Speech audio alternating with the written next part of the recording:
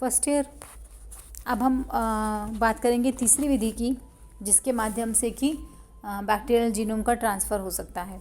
पहली दो विधि में हमने देखा, एक में जीन का स्थानांतरण होने के लिए डीएनए सॉल्यूशन में होना चाहिए, माध्यम में होना चाहिए। दूसरे में जो कोशिकाएं हैं दोनों डायरेक्ट कांटेक्ट में होनी चाहिए संयुग्मन नलिका के द्वारा। तीसरी विधि जो है वो इससे डिफरेंट है। इसमें एक जीवाणु कोशिका से दूसरी कोशिका में जो जीन का स्थानांतरण होता है वो विषाणुओं के माध्यम से होता है, और इस प्रक्रिया को हम बोलते हैं पराक्रमण या ट्रांसडक्शन। ये जो ट्रांसडक्शन का प्रोसेस है, लीडरबर्ग एंड जिंडर ने 1952 में सैल्मोनेला टाइफीम्यूरियम जीवाणु में इसकी खोज की थी, इस प्रोसेस की। उन्होंने जो लीडरबर्ग टैटम ने लिया था उसी प्रकार के स्ट्रेन्स लिए, सैल्मोनेला के ऑक्सोट्रॉफिक प्रभेद, और उन्होंने कहा कि हम दोनों को एक साथ मिक्स नहीं करते, हम एक यू ट्यूब में उनको एक यू ट्यूब लिया, बीच में एक फ़िल्टर लगा दिया, और एक साइड पर उन्होंने एक प्रभेद को रखा, ए प्रभेद को, दूसरी साइड में उसने बी प्रभेद को रखा। और वो फ़िल्टर इस प्रकार का था कि उसमें से एक बैक्टीरियल कोशिका जो है एक साइड से दूसरी साइड में नहीं जा सकती। That means it was a bacterial filter. तो उस जैसे चाय छन्नी होती है तो चाय ऊपर रह जाती है, सिर्फ लिक्विड जाता है, तो इसी तरह से बैक्टीरियल फ़िल्टर जो होता है उसमें से बैक्टीरियल लिक्विड इधर से उधर जा सकता है बट बैक्टीरिया नहीं जा सकता, या कोई पार्टिकल ऐसा जिसका कि बैक्टीरियल का जो सेल है उसके साइज़ से अगर छोटा साइज़ है तो वो शायद उसमें से जा सकता है दूसरी तरफ। सो उन्होंने इस तरह से ये यूट्यूब लिया, और उसके बाद में, ताकि कॉन्जुगेशन ना हो, क्योंकि कॉन्जुगेशन के लिए क्या ज़रूरी है, दोनों सेल कांटेक्ट में आना चाहिए। अब जब दोनों को आपने अलग अलग रख दें तो कॉन्जुगेशन नहीं हो सकता है, ठीक है। इसके बाद में इस सेटअप में ट्रांसफॉर्मेशन भी संभव नहीं था, बिकॉज डीएनए जो है वो सॉल्यूशन फॉर्म में नहीं है। यहाँ पर कॉन्जुगेशन भी संभव नहीं था क्योंकि दोनों सेल्स जो हैं आपस में म्यूचुअल कॉन्टैक्ट में नहीं हैं। अब उन्होंने जब इसको देखा कि डीएनए जब ऐड किया तो इसमें भी कोई इसके कॉम्बिनेशंस में कोई फ़र्क नहीं पड़ता। उन्होंने देखा कि ऐसा कौन सा फैक्टर है जो कि ये जीन का ट्रांसफ़र के लिए रिस्पॉन्सिबल होता है। तो उन्होंने देखा P22 बैक्टीरियोफाज। बैक्टीरियोफाज या जीवाणु भोजी, नाम से ही क्लियर पता चलता है, जीवाणु भोजी माने ऐसे विषाणु जो जीवाणु के ऊपर रहते हैं, ठीक है। तो हर्शिन चेज ने इनकी खोज की थी, और ये जो बैक्टीरियोफाजिस होते हैं बैक्टीरियल सेल के सरफेस पे अटैच करके अपना डीएनए जो है वो उसमें ट्रांसफ़र कर देते हैं, और उनके माध्यम से इनका ट्रांसफ़र होता है। अब ये पराक्रमण जो है ये दो प्रकार के होते हैं, एक को हम बोलते हैं व्यापीकृत पराक्रमण, जनरलाइज ट्रांसडक्शन, और दूसरा होता है विशिष्ट पराक्रमण या स्पेशलाइज्ड ट्रांसडक्शन।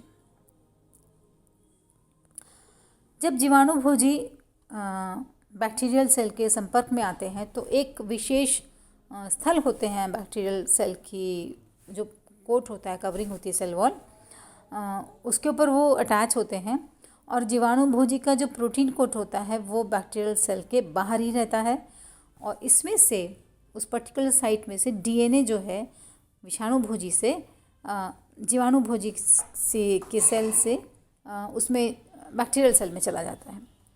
अब जब ये प्रवेश करता है तो वहाँ पर एक तरह से वो पूरी की पूरी मशीनरी को टेक ओवर कर लेता है।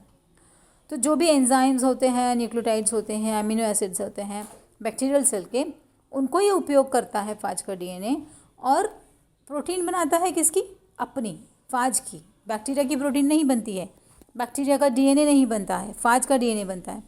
साथ में क्या होता है, जो बैक्टीरियल डीएनए है खुद का, जो न्यूक्लियर डीएनए जीनोम है, सर्कुलर डीएनए, वो भी छोटे छोटे खंडों में टूट जाता है, और फाज का डीएनए और प्रोटीन आवरण जब बन जाते हैं, उसके पार्टिकल्स बन जाते हैं, वो फिर बाद में कंबाइन करके फाज पार्टिकल बनाते हैं, बैक्टीरियोफाज बनाते हैं।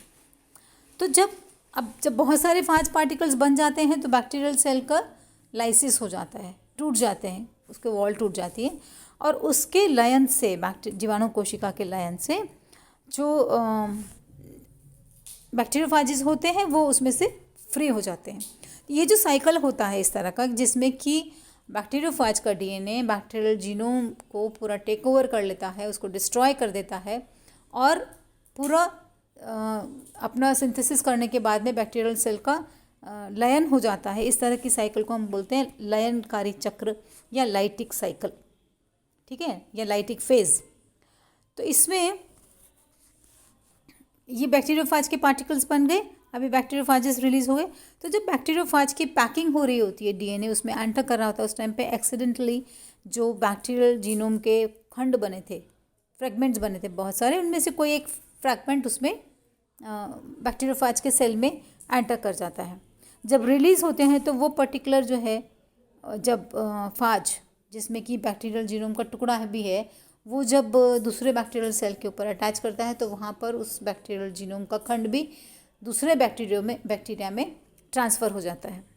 अब क्योंकि यहाँ पर पॉसिबिलिटी, जो पूरा बैक्टीरियल जीनोम जो टुकड़ा टुकड़ा हुआ है, मान लीजिए 1000 फ्रेगमेंट्स बने हैं, तो वो 1000 फ्रेगमेंट्स में से कोई भी फ्रेगमेंट, कोई भी खंड बैक्टीरियोफाज के डीएनए में जा सकता है एक्सीडेंटली, ठीक है। सभी की बराबर संभावना होती है बैक्टीरियोफाज के माध्यम से दूसरे बैक्टीरियल कोशिका में जीन को ट्रांसफ़र करने की। इसलिए हम इसको क्या बोलते हैं, जनरलाइज ट्रांसक्रिप्शन, क्योंकि बराबर प्रोबेबिलिटी है ना, इक्वल चांसेस हैं सबके, इसलिए, ठीक है। ये यहाँ पर इसमें डायग्राम में आप देख रहे हैं, बैक्टीरियल सेल आया, बैक्टीरियल सेल में फाज इसके ऊपर अटैच हुआ, इसका डीएनए आया, बैक्टीरियल फ्रेगमेंट टूट गया, ये फाज के पार्टिकल्स बने, डीएनएज बने, सेल का लाइसिस हो गया, छूट गया, इसमें से आया। अब फाज भी डिफेक्टिव था तो इसके साथ में बैक्टीरियल जीनोम भी आ गया। अब क्योंकि बैक्टीरियल जीनोम का हिस्सा है तो उसका कहीं ना कहीं कॉम्प्लीमेंट्री सीक्वेंस होगा, वो वहाँ जाके जुड़ जाएगा इसके अंदर, इस तरह से ट्रांसफ़र हो जाएगा। अब स्पेशलाइज्ड ट्रांसडक्शन में क्या होता है, यहाँ पर ये फाज का डीएनए आया, बैक्टीरियल सेल में एंटर किया, ये फाज का डीएनए बैक्टीरियल सेल के साथ में बैक्टीरियल सेल के जीनोम के साथ जुड़ जाता है, फ्री नहीं रहता है। अब जितनी बार वो बैक्टीरियल का क्रोमोसोम बैक्टीरिया से डिवाइड करेगा उतनी बार वो करेगा। अब ये इंटरचेंजेबल है, ये फ्रेगमेंट अलग भी हो सकता है।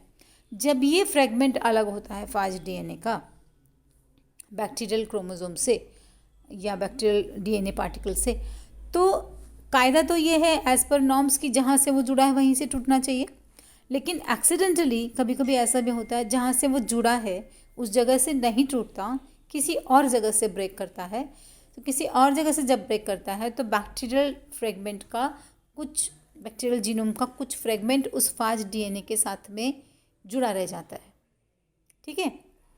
तो फाज पार्टिकल जो पहले ओरिजिनली सपोज 400 बेसिस थे, तो अब उसमें 440 बेसिस मान लीजिए आ गए। अब इसकी कॉपी होती है। अब यहाँ पे क्या हुआ, मास्टर कॉपी डिफेक्टिव हो गई। जिसको कॉपी बनानी है वो पहला जो पीस हमने बनाया, जो बना इसमें बैक्टीरियल, उसमें वही डिफेक्टिव है। तो जितने भी फाज पार्टिकल्स बनेंगे वो सारे के सारे डिफेक्टिव होंगे, नंबर 1। नंबर 2, जो कौन सा जीनोम, उसमें कौन सा हिस्सा जा सकता है फाज के डीएनए के साथ में, या तो जो फाज के डीएनए के लेफ्ट में होगा या तो जो फाज के डीएनए के राइट में होगा। बाकी फ्रेगमेंट तो नहीं जुड़ सकता।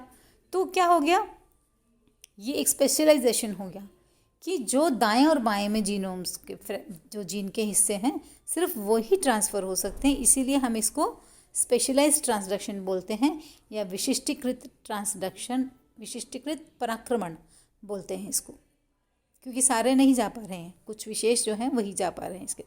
अभी जो डिफेक्टिव फाज पार्टिकल्स होते हैं जब दूसरे बैक्टीरियल सेल को अटैक करेंगे तो वहाँ पर वो पूरे के पूरे उसमें ट्रांसफ़र हो जाएंगे, डिफेक्टिव वाला। एक तीसरा टाइप भी, चौथा टाइप भी कई लोग बोलते हैं, जिसको हम बोलते हैं सेक्सडक्शन।